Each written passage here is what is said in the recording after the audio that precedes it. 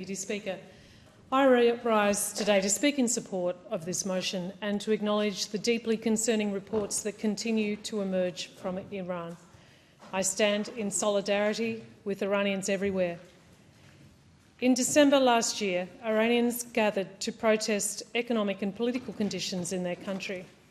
They were exercising their rights to peacefully assemble and express their views. The Iranian regime's response was to murder its own people.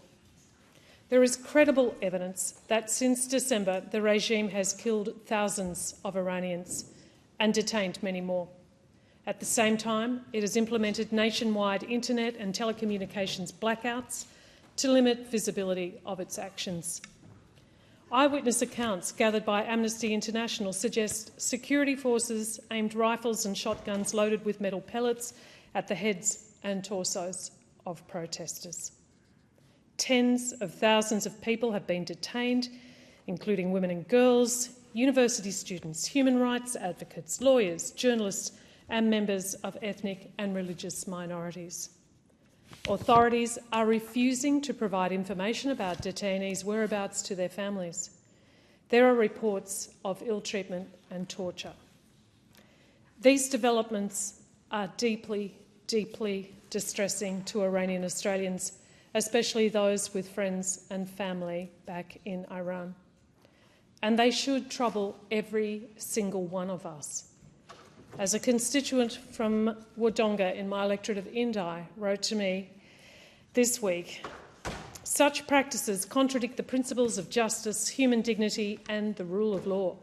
A peaceful and secure world can only be sustained through accountable and equitable governance. Australia must categorically reject any actions that suppress democratic freedoms and affirm our commitment to upholding human rights whenever and wherever they are threatened. Australia has expanded its existing framework of sanctions in response to recent events, and I welcome this. Earlier this month, the government announced further sanctions on individuals and entities complicit in violent suppression of domestic protests and threatening lives both inside and outside of Iran. I urge the Australian government to continue to take appropriate diplomatic steps in partnership with the EU, the UK and other international partners, because we must use all available channels to promote accountability for these crimes, because that is what they are. This motion affirms our solidarity with the people of Iran. Their pursuit of freedom and democracy deserves our respect, and it deserves our continued laser-like attention.